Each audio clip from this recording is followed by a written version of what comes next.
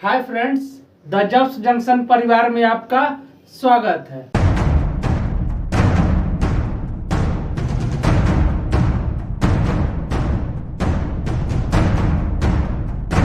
अब हम लोग आज के टॉपिक को आगे बढ़ाएंगे, शुरू तो नहीं करेंगे, आगे बढ़ाएंगे क्योंकि इसका एक क्लास जो है पीछे हो चुका है। आप लोग प्लेलिस्ट में जा करके इसको देख सकते हैं। और हमारा जो टॉपिक है वह है भारत में कृषि। तो इसका जो है बहुत सारे पॉइंट्स को हमने पिछले वीडियो में देखा था, उसके बाद वीडियो ज़्यादा लंबा हो जाता है, इस वजह से वहीं पे उसको रोका। उसको फिर हम यहाँ से आज कंटिन्यू करेंगे और इसको आज खत्म करेंगे। तो बने रहिए हमारे साथ लास्ट तक। तो आइए शुरू करते हैं।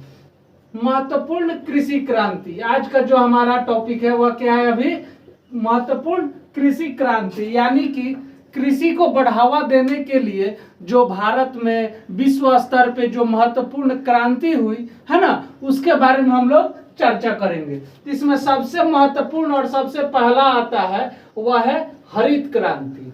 ठीक है, हरित क्रांति का उद्देश्य क्या था? तो एकड़ भूमि में जो फसल है उसका उत्पादन को जो है बढ़ाना। मतलब जो 1 एकड़ जमीन है, यानी कि एकड़ में जो है उसका माप होगा, उसमें फसल जो है ज्यादा से ज्यादा उसको बढ़ाना। ठीक है, तो यह हो गया आपका उद्देश्य इसका हरित क्रांति का। ठीक है, उसके बाद अगला जो है कि विश्व में इसके जनक, यानी कि जो हरित क्रांति हुई थी उसको विश्व स्तर पे जो है किसने शुरू किया, उसके जनक कौन थे? तो नॉर्मन बोरलॉग। कौन थे भाई? नॉर्मन बोरलॉग, जो कि 1950 में जो है उन्होंने शुरू किया था विश्व स्तर पे। ठीक है, और इसी नॉर्मन बोरलॉग को जो है 1970 में आपको नोबेल पुरस्कार सम्मानित किया गया, नोबेल पुरस्कार से सम्मानित किया गया। ठीक है, उसके बाद हम बात कर लेते हैं कि भारत में जो है इसके जनक कौन है, यानी कि हरित क्रांति के भारत में जनक कौन है? तो एमएस स्वामीनाथन। कब, कौन थे? एमएस स्वामीनाथन। कब किए? तो 1966-67 के बीच में। ठीक है, यहाँ पे आपको जो है कहीं कहीं बुक में 67-68 भी मिल जाएगा, तो उससे ज्यादा घबराना नहीं है। तो भारत में जनक कौन हो गए? एमएस स्वामीनाथन। ठीक है, उसके बाद जो हरित क्रांति है उस हरित क्रांति का नामकरण किसने किया? तो नामकरण की बात आ जाएगी तो हो जाएगा विलियम गॉन्ड। किसने किया इसका नामकरण? विलियम गॉन्ड ने। उसके बाद हरित क्रांति का जो है प्रभाव कृषि के किस फसल पे जो है सर्वाधिक हुआ था? तो वह था खाद्यान्न फसल, यानी कि खाने वाले फसल में। ठीक है, अगर हम खाने वाले फसल में भी अगर बात करेंगे, इसमें भी बहुत तरह कहा जाता है, चावल, गेहूं, है ना। इसमें अगर खाद्यान्न में सबसे ज्यादा की बात करेंगे तो वो था आपका गेहूं। तो हरित क्रांति से जितने भी महत्वपूर्ण तथ्य थे उसको हमने देखा। अगला जो हमारा क्रांति है वह है ऑपरेशन फ्लड, यानी कि श्वेत क्रांति। श्वेत क्रांति, ऑपरेशन फ्लड, यह किससे संबंधित था? तो दुग्ध उत्पादन से, दुग्ध उत्पादन से या डेयरी विकास से, दोनों में से कोई भी हो जाएगा, दोनों सही है। एक ही चीज हुआ, दुग्ध उत्पादन या डेयरी विकास से। क्लियर है? यानी कि दूध का जो है फ्लड, यानी कि दूध का बाढ़ ला देना है। फ्लड मतलब बाढ़ होता है ना। उसके बाद अगर हम बात करते हैं नीली क्रांति का, नीली क्रांति का, तो नीली क्रांति किससे संबंधित है? मत्स्य पालन से। किससे है? मत्स्य पालन से। उसके बाद अगला जो है वह है गुलाबी क्रांति। कौन है? गुलाबी क्रांति। अब गुलाबी क्रांति है तो गुलाब का फूल नहीं समझना है, तो हो जाएगा झींगा मछली। गुलाबी क्रांति, झींगा मछली। ठीक है, अगला जो है वह है पीली क्रांति, यानी कि सरसों या तिलहन उत्पादन, यानी कि सरसों उत्पादन और या तिलहन उत्पादन। क्लियर है? उसके बाद अगला जो है वह है आपका गोल क्रांति, यानी कि गोल क्रांति किस फसल से संबंधित है? तो वह हो जाएगा आपका आलू उत्पादन से। किससे होगा भाई? आलू उत्पादन से। उसके बाद अगला जो है वह है रजत क्रांति। रजत क्रांति किससे संबंधित है? अंडा या मुर्गी उत्पादन से। क्लियर है? यहाँ पे रजत नाम का लड़का है, उसने क्या किया? पूरा अंडा खा गया, मुर्गी का फार्म खोल दिया, है ना। तो रजत क्रांति किससे संबंधित हो गया? अंडा या मुर्गी उत्पादन से। उसके बाद आता है लाल क्रांति। लाल क्रांति जो है आपका मांस उत्पादन या टमाटर उत्पादन। ठीक है, यहाँ पे नॉन वेज वालों के लिए मांस उत्पादन हो जाएगा और वेज वालों के लिए टमाटर उत्पादन, हालांकि ऐसा नहीं है, दोनों से संबंधित था, मांस उत्पादन से भी और टमाटर उत्पादन से भी। अगला जो है वह है ग्रे भूरी क्रांति, वह था खाद्य प्रसंस्करण से, यानी कि उर्वरता वाला जो होता है, उर्वरता से भी आप कह सकते हैं, है ना। उसके बाद अगला जो है सुनहरी क्रांति, यह था फल सब्जी से। सुनहरी क्रांति किससे था? फल सब्जी से। क्लियर है। उसके बाद अगला जो है वह है बादामी क्रांति, वह जो कि मसाला उत्पादन से है ना। मसाला का कलर कैसा रहता है? बादामी टाइप से दिखता है ना। यह जो है याद करने का तरीका है आपको। तो बादामी क्रांति किससे है? मसाला उत्पादन से। उसके बाद है इंद्रधनुषी क्रांति। क्या है? इंद्रधनुषी क्रांति कृषि एवं कृषि संबंधी उत्पादन को बढ़ावा एवं समस्त क्रांतियों पर नियंत्रण करने के लिए, मतलब जो भी कृषि है उस पे जो है उसका क्रांति था। उसके बाद कृषि संबंधी कार्य, मतलब जैसे कृषि में क्या आता है? पशुपालन भी आ जाता है, कृषि भी आ जाता है ना। तो उन सब चीज से उसमें क्या था? उत्पादन को बढ़ाना एवं समस्त क्रांतियों पर नियंत्रण करना। कौन था? इंद्रधनुषी क्रांति। 13 नंबर में जो है वह है हमारा कृष्ण क्रांति। कृष्ण क्रांति यह किससे संबंधित था? पेट्रोलियम उत्पादन से। ठीक है। उसके बाद अगला जो है रजत रेशा क्रांति। रजत रेशा क्रांति किससे संबंधित है? कपास से। रजत क्रांति किससे हो गया? अंडा मुर्गी उत्पादन से। और रजत रेशा क्रांति कपास से। यहाँ पे अंडा खा के कपास का कपड़ा पहन लिया, है ना। उसके बाद अगला जो है सुनहरा रेशा क्रांति, वह था आपको जूट उत्पादन से। किससे था? जूट उत्पादन से। सुनहरा रेशा क्रांति, यहाँ पे रजत रेशा है कपास से और सुनहरा रेशा जूट से। वो अगला जो है वह है काली क्रांति। काली क्रांति किससे था? अफीम और पेट्रोलियम पदार्थ। केवल पेट्रोलियम बोलेगा तो कृष्ण क्रांति, और पेट्रोलियम पदार्थ आ जाएगा तो हो जाएगा काली क्रांति। अगला जो है वह है परामनी क्रांति। यह जो है किससे संबंधित है? भिंडी से संबंधित है। किससे भाई? भिंडी से। ठीक है। उसके बाद अगला जो है अमृत क्रांति। अमृत क्रांति किससे है? नाम से ही पता चल रहा है, बहुत ही बढ़िया चीज होगा। तो क्या है? नदी, यानी कि नदियों को जोड़ने से। ठीक है, अमृत क्रांति। अगला जो है वह है प्रोटीन क्रांति, वो जो कि दलहन है ना, दलहन से संबंधित है। उसके बाद है धूसर क्रांति, वह किससे संबंधित है? सीमेंट उत्पादन से। यानी कि जो सीमेंट होता है वह क्या होता है? एकदम भूरा की तरह धूसर टाइप से रहता है ना। तो इससे भी आप डिनोट करके याद कर सकते हो, धूसर क्रांति सीमेंट उत्पादन से। उसके बाद सुनहरी क्रांति फल उत्पादन। यहाँ भी हमने देखा था फल सब्जी उत्पादन, सुनहरी क्रांति यानी कि गोल्डन। सुनहरी को क्या कहते हैं इंग्लिश में? गोल्डन कहते हैं।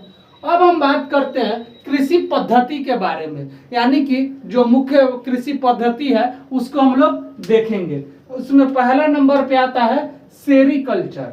सेरीकल्चर किससे संबंधित है? रेशम से। अब हम यहाँ पे बात कर लेते हैं कि रेशम जो है सर्वाधिक कहाँ पे मिलता है भारत में? तो कर्नाटक में सहतूत के पेड़ से। किससे मिलता है? कर्नाटक में सहतूत के पेड़ से। उसके बाद रेशम जो है 3 प्रकार का होता है। कितने प्रकार का? 3 प्रकार का। कौन कौन सा? तो मलबरी, टसर और मूंगा। मलबरी जो होता है यह रेशम का सबसे अच्छा किस्म माना जाता है, और टसर जो है वह आपको अर्जुन के वृक्ष से मिलता है। आप लोग अर्जुन का पेड़ देखे होंगे, अर्जुन का वृक्ष देखे होंगे, है ना।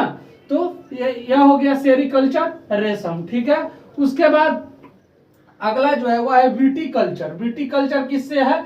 अंगूर उत्पादन से। विटीकल्चर किससे है? अंगूर उत्पादन से। उसके बाद एपीकल्चर, मधुमक्खी पालन, है ना। उसके बाद फ्लोरिकल्चर, फूलों की खेती, है ना। उसके बाद हॉर्टिकल्चर, सब्जी फल उत्पादन से। वार्मिकल्चर केचुए उत्पादन से। और किसान का मित्र किसे कहा जाता है? केचुआ को कहा जाता है। यह बहुत ही बार यह प्रश्न पूछ चुका है। ठीक है, तो इसको ध्यान में रखिएगा। किसान का मित्र, किसान का मित्र कौन है? केचुआ। ठीक है। इसको गांव देहात में जो है हम क्या बोलते हैं? चेरा। गांव देहात में क्या बोलते हैं इसको? चेरा, है ना। ठीक है। अब हम बात कर लेते हैं कि इस कृषि को बढ़ावा देने के लिए बहुत सारे भारत में संस्थान खोले गए हैं। जैसे रिसर्च करना, फसल की नई नई किस्में को जो है निकालना, नए नए खादों का प्रयोग पे जो है काम करना, नए नए बीजों पे जो है काम करना। तो आइए उसमें जो महत्वपूर्ण है उसको देख लेते हैं। तो भारत के प्रमुख कृषि संबंधी संस्थान, यानी कि कृषि से रिलेटेड जितने भी मतलब डिपार्टमेंट बनाए गए, संस्थान बनाए गए हैं, उसको देखते हैं। इसमें अगर हम बात करेंगे तो पहले नंबर पे आता है, कौन है? केंद्रीय कृषि अनुसंधान संस्थान। केंद्रीय कृषि अनुसंधान संस्थान ये कहाँ पे है? Port Blair. और पोर्ट ब्लेयर कहाँ है? अंडमान और निकोबार की राजधानी है। क्लियर हो गया। उसके बाद दूसरा है केंद्रीय तंबाकू अनुसंधान संस्थान, है ना, वह है आपको राजमुंदरी आंध्र प्रदेश में है। कहाँ पे है? राजमुंदरी आंध्र प्रदेश में। तीसरा जो है वह है केंद्रीय कॉफी अनुसंधान संस्थान, वह कहाँ पे है? कुर्ग कर्नाटक। कहाँ पे है भाई? कुर्ग कर्नाटक। तो कुर्ग कर्नाटक क्या है? यह जो है ब्रिटिश काल में जो है भारत के केंद्र शासित प्रदेश में आया करता था। कौन? कुर्ग। ब्रिटिश काल में जो है 4 भारत के केंद्र शासित प्रदेश हुआ करते थे। कौन कौन से? तो दिल्ली, अजमेर, बलूचिस्तान और कुर्ग। जैसे अभी भारत में 8 केंद्र शासित प्रदेश है, वैसे ब्रिटिश काल में कितने थे? 4 थे। तो क्लियर हो गया। कॉफी अनुसंधान संस्थान कुर्ग कर्नाटक में। अब हम बात कर लेते हैं कि कॉफी के किस्म। तो अगर किस्म की बात की जाएगी तो 3 महत्वपूर्ण किस्म आते हैं, अरेबिका, लाइरेबिका और रोबिस्टा। यह जो है कॉफी के किस्म हो गया। ठीक है। अगला जो है वह है हमारा केंद्रीय सरसों अनुसंधान संस्थान। ठीक है। तो यह हो जाएगा सेवर, भरतपुर, राजस्थान में। सरसों अनुसंधान संस्थान कहाँ हो गया? भरतपुर, राजस्थान। ठीक है। उसके बाद अगला जो है वह है केंद्रीय बीजीय अनुसंधान संस्थान, यह भी आपका अजमेर, राजस्थान में स्थित है। उसके बाद अगला है केंद्रीय जूट अनुसंधान संस्थान, यह है कोलकाता, पश्चिम बंगाल में। ठीक है। और फर्स्ट नंबर पे आता है जूट उत्पादन में कौन सा राज्य? तो पश्चिम बंगाल आता है। क्लियर है। उसके बाद हम बात करते हैं केंद्रीय चीनी अनुसंधान संस्थान की। तो यह जो है कानपुर में स्थित है। कानपुर जो उत्तर प्रदेश में पड़ता है। और सर्वाधिक चीनी जो है कहाँ पे होता है? महाराष्ट्र में होता है। लेकिन सर्वाधिक गन्ना जो है वह कहाँ पे होता है? उत्तर प्रदेश में होता है। ठीक है। तो चीनी अनुसंधान संस्थान कहाँ हो गया? कानपुर, उत्तर प्रदेश। क्लियर है। अगला जो है वह है भारतीय दलहन अनुसंधान संस्थान, यह कहाँ पे है? देहरादून, उत्तराखंड में। भारतीय दलहन अनुसंधान संस्थान, देहरादून, उत्तराखंड। ठीक है। उसके बाद है राष्ट्रीय चावल शोध संस्थान। ठीक ना। तो चावल शोध संस्थान कहाँ पे है? कटक, उड़ीसा में। अब हम यहाँ पे बात कर लेते हैं चावल के किस्म के, कभी कभी यह पूछ देता है। तो कटक में जो है यानी कि उड़ीसा में जो है 3 प्रकार के चावल पाए जाते हैं, ग्रीष्मकालीन, शरदकालीन और शीतकालीन। तो शीतकालीन में जो चावल होता है वह अमन किस्म के रहते हैं। उसका नाम क्या है? जो किस्म का होता है उसका नाम है अमन। शरद में जो है ओस होता है। शरद यहाँ पे ठंडा, ओस भी ठंडा में गिरता है ना, तो उस किस्म के ओस नाम का जो है किस्म का चावल बिकता है। ठीक है। उसके बाद ग्रीष्म में जो है बोर, यानी कि गर्मी के दिन में अब क्या हो जाते हैं? बोर हो जाते हैं, पसीना गर्मी का, है ना। तो यहाँ पे वह किस्म हो गया, बोर हो गया। ठीक है। अगला जो है वह है हमारा राष्ट्रीय डेयरी अनुसंधान संस्थान, यह कहाँ पे है? करनाल, हरियाणा में है। ठीक है। उसके बाद अगला जो है राष्ट्रीय वन अनुसंधान संस्थान, कहाँ पे है? देहरादून में। अगला जो है वह है हमारा वनस्पति अनुसंधान संस्थान, कहाँ पे? लखनऊ, उत्तर प्रदेश में। तो यह तो जितने भी मतलब अनुसंधान संस्थान थे महत्वपूर्ण, जो हमेशा एग्जाम में पूछे जाते हैं, उसको हमने देखा। आइए अब हम लोग देखते हैं कि सरकार के द्वारा कृषि को बढ़ावा देने के लिए कौन कौन सी योजना चलाई जाती है। ठीक है। अगर हम योजना की बात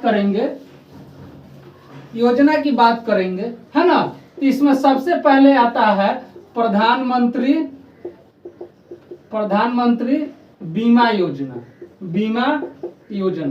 ठीक है। दूसरा नंबर पे आता है प्रधानमंत्री सिंचाई योजना। ठीक है। उसके बाद तीसरा जो आता है, ये सब जितने महत्वपूर्ण है उसी को हम चर्चा कर रहे हैं यहाँ पे। तीसरा आता है मेरा गांव मेरा गौरव। चौथे नंबर पे जो है वह आता है आपको बायोटेक किसान। ठीक है। उसके बाद 5वें नंबर पे आता है कि 5वां नंबर पे जो है वह है आपको कि उर्वरक यानी कि भूमि को उर्वरक बनाना, ठीक है। और उसके बाद एक और महत्वपूर्ण पॉइंट है, वह है आपका राष्ट्रीय किसान आयोग का गठन। राष्ट्रीय किसान आयोग का गठन कब हुआ था? 2004 में। क्लियर है? तो यह तो जो थे, यह आपके कृषि संबंधित जितने भी योजनाएं चलाई जाती है वह थे, और कृषि से रिलेटेड जितने भी मतलब महत्वपूर्ण तथ्य थे आपके एग्जाम के पॉइंट ऑफ व्यू से, उसको हमने इस वीडियो और इसके पहले वाले वीडियो में देखा। और अभी तक अगर आपने द जॉब्स जंक्शन चैनल को सब्सक्राइब नहीं किया है तो उसको जल्दी से सब्सक्राइब कर दीजिए और बने रहिए हमारे साथ। धन्यवाद।